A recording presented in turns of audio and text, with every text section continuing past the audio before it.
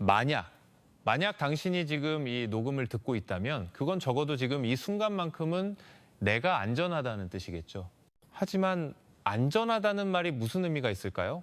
그 밤 이후로 단 하루도, 단 한 시간도 편히 잠들지 못했는데 사람들은 부산 장산에 대해 이야기합니다. 아름다운 산, 주말 등산 코스. 하지만 그들은 모릅니다. 그 숲의 진짜 주인이 무엇인지. 방금 들었습니까, 저 소리? 아닐 겁니다. 여긴 도시니까, 여긴 부산에서 아주 먼 곳이니까. 제발 그렇다고 말해줘. 모든 일은, 모든 비극은 하나의 목소리에서 시작됐습니다.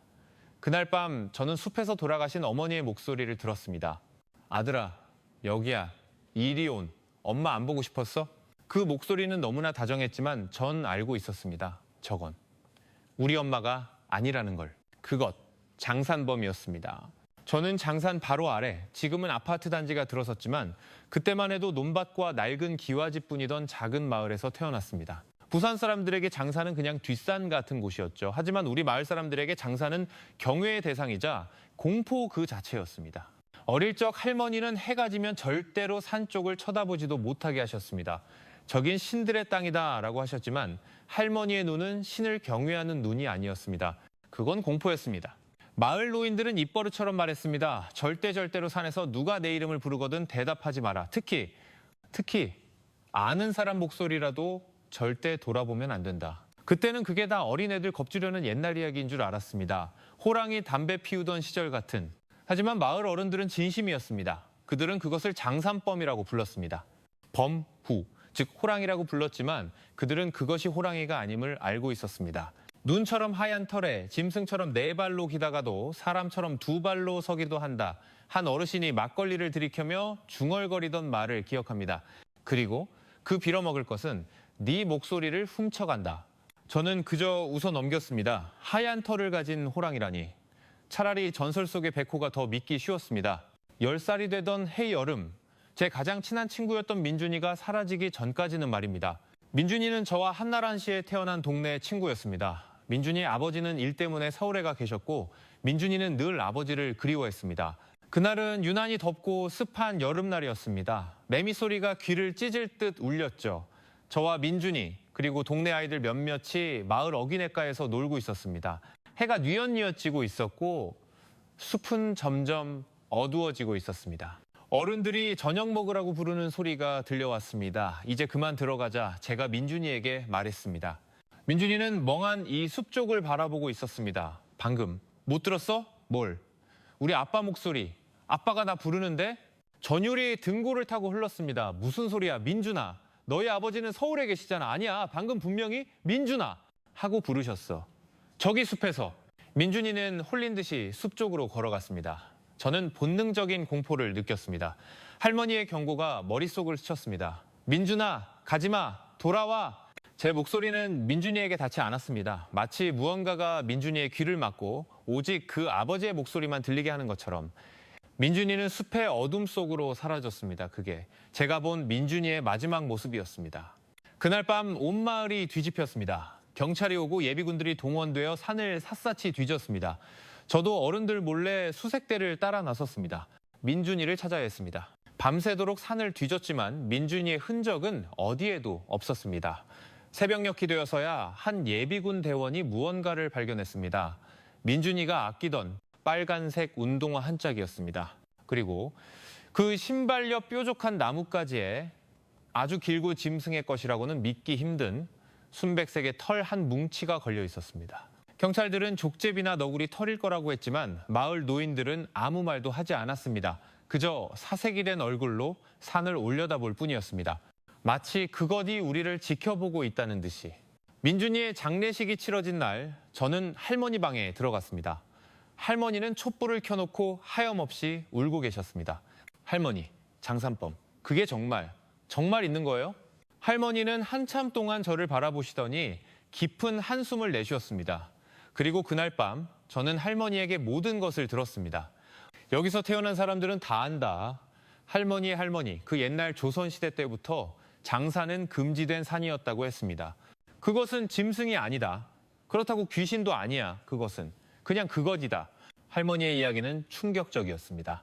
장산범은 본래 사람의 형상을 하고 있었으나 끔찍한 죄를 짓고 산의 저주를 받아 짐승의 모습이 되었다는 설도 있었고, 아니면 아주 오래전 호랑이가 신으로 모셔지기 전부터 산을 지배하던 고대의 존재라는 설도 있었습니다. 하지만 모든 전설이 공통적으로 가리키는 한 가지 사실, 그것은 소리를 흉내낸다. 그냥 앵무새처럼 따라하는 게 아니었습니다. 그것은 사람의 가장 절박한 그리움을 파고든다. 아버지를 그리워하는 아이에겐 아버지의 목소리를, 먼저 떠난 아내를 그리워하는 남편에겐 아내의 목소리를 들려주고 홀려서 산으로 끌고 들어간다. 그리고 그 사람의 목소리를 훔친다. 그래서 민준이가 아빠 목소리를 들었던 거군요. 할머니는 눈을 감았습니다. 그것은 이제 민준이의 목소리도 낼 수 있겠지. 그날 이후 저는 장산을 올려다볼 수 없게 되었습니다. 그 산은 제게 더 이상 아름다운 자연이 아니었습니다. 내 친구를 삼키고 내 친구의 목소리를 흉내내며 다음 먹잇감을 기다리는 거대한 무덤이었습니다. 시간은 흘렀습니다. 저는 그 끔찍한 마을을 벗어나고 싶어 악착같이 공부했습니다. 서울로 대학을 갔고 그대로 그곳에 눌러 앉았습니다. 장산의 기억을 억지로 묻어버렸습니다. 민준이의 일은 그저 어릴 적 겪은 끔찍한 사고 혹은 헛것을 본 거라고 애써 치부했습니다. 도시의 불빛 속에서 장산범이라는 단어는 힘을 잃어갔습니다. 할머니가 돌아가시기 전까지는 말입니다. 15년 만이었습니다. 할머니의 장례식을 치르기 위해 다시 고향 마을로 돌아온 것은, 마을은 많이 변했지만 저 멀리 보이는 장산의 음산한 실루엣은 그대로였습니다. 오히려 더 위압적으로 저를 내려다보는 것 같았습니다. 장례식 첫날 밤이었습니다. 친척들은 모두 지쳐 잠들고 저 혼자 빈소를 지키고 있었습니다. 밤늦은 시각, 바람이 불기 시작했습니다. 오래된 한옥 장례식장의 창호지가 맹렬하게 울었습니다. 그때였습니다. 바람 소리 사이로 아주 희미하게 무언가 창문을 긁는 소리가 들렸습니다. 처음엔 그저 나뭇가지가 부딪히는 소리인 줄 알았습니다. 하지만 소리는 점점 더 가까워졌습니다. 마치 기다란 손톱으로 창호지를 긁는 듯한 소리, 심장이 발끝까지 떨어지는 기분이었습니다. 온몸에 털이 곤두섰습니다. 15년 전의 공포가 온몸을 감쌌습니다. 그리고 그것이 말했습니다. 얘야, 할미다. 문 좀 열어다오. 숨이 멎었습니다. 제 눈앞 불과 몇 미터 앞에 관 속에 할머니가 누워 계셨습니다. 그런데 지금 문 밖에서 할머니의 목소리가 들리고 있었습니다. 얘야, 밖에 너무 춥다. 응? 문 좀 열어줘. 창호지 위로 거대한 그림자가 어른거렸습니다. 사람의 형상이 아니었습니다. 길고 구부정하며 털이 잔뜩 난 듯한 그림자는 창호지에 코를 밟고 냄새를 맡는 듯 킁킁거렸습니다. 거기 있는 거 다 안다. 할미 추워. 어서. 저는 입을 틀어막았습니다. 비명조차 나오지 않았습니다. 장산범, 그것이었습니다. 그것이 돌아온 것이었습니다. 저를 찾아온 것이었습니다. 할머니 아니잖아. 제가 용기를 내어 소리쳤습니다. 그러자 문 밖의 소리가 뚝 그쳤습니다. 정적이 흘렀습니다. 심장이 터질 것 같았습니다. 그리고 목소리가 바뀌었습니다. 인준이야. 나. 민준이야. 나. 여기 너무 추워. 너무 무서워. 제발 문 좀 열어줘. 응? 다리가 풀려 그 자리에 주저앉았습니다. 민준이. 15년 전 사라진 내 친구. 그것이 내 친구의 목소리를 흉내내고 있었습니다. 아니, 이것은 흉내내는 게 아니었습니다. 그것은 민준이의 목소리를 가지고 있었습니다. 거짓말이야. 이 괴물아. 그것이 문을 세게 쳤습니다. 낡은 문이 부서질 듯 흔들렸습니다. 그리고 그것이 웃기 시작했습니다. 할머니의 목소리와 민준이의 목소리가 뒤섞여 끔찍한 소리로 웃었습니다. 열어. 그러더니 문이 조용해졌습니다. 그림자가 사라졌습니다. 간 건가? 안도의 한숨을 내쉬려던 순간, 아들아, 엄마 여기 있는데 왜 문을 안 열어줄까? 그것은 지붕으로 올라간 것이었습니다. 천장에서 흙먼지가 떨어졌습니다. 그것이 얇은 나무 천장 위를 네 발로 기어다니고 있었습니다. 엄마가 데리러 왔는데 공포가 극에 달했습니다. 저는 빈소에 있던 불붙은 향 한 줌을 집어들었습니다. 그리고 할머니의 관 옆에 있던 장례식에 쓰는 작은 손도끼를 집어들었습니다. 가란 말이야. 천장 한가운데가 무너져 내렸습니다. 그리고 저는 그것과 눈이 마주쳤습니다. 달빛 아래, 순백색의 털, 썩은 고기처럼 붉은 입, 그리고 사람의 눈처럼. 하지만 동공이 세로로 찢어진 증오와 굶주림으로 가득 찬 그것의 눈을, 그것이 저를 향해 입을 벌렸습니다. 그리고 이제 내 차례야. 그것이 제 목소리를 흉내냈습니다. 저는 비명을 지르며 손도끼를 휘둘렀습니다. 그것이 피했지만 불붙은 향이 그것의 털에 옮겨 붙었습니다. 그것은 고통스럽게 비명을 지르며 지붕에서 마당으로 뛰어내렸습니다.